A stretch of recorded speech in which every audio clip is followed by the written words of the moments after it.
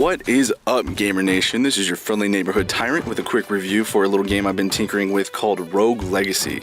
This charming little piece is what's called a roguelike, which, if you don't already know, is an RPG subgenre based on a game that came out in the 80s called Rogue. Rogue had randomized level generation, tile-based graphics, and permadeath, all of which have become the basis for the subgenre it spawned. So that's where we get the rogue part from in the title. The legacy part refers to the permanent death aspect of this type of game. You're supposed to die. It's impossible not to, so get used to it. Each time you do, a member of your bloodline picks up after you. This is where the game gets interesting. Each member has his or her own class, body type, spell, special, and trait. A barbarian or a knight will wreck with the sword, while a mage is obviously more adept with spellcasting.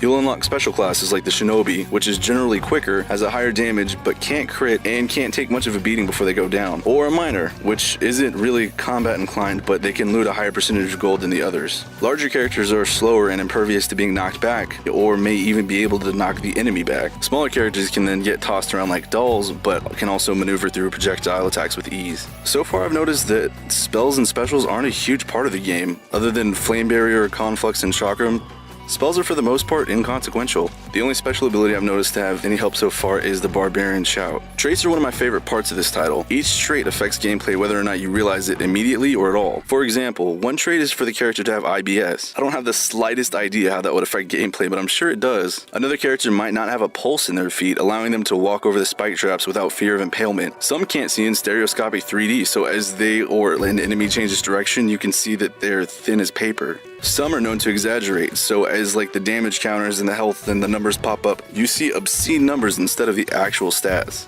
My favorite so far is the trait called the One, described as there is no spork. If you're an uncultured swine and don't recognize this immediately, it's a reference to the Matrix. The loading screen is replaced with jacking in and the castle receives a Tronish makeover. As you gain gold, you have the option to upgrade your stats or buy new classes through mana renovations. You can buy equipment from the blacksmith or runes through the gypsy lady person.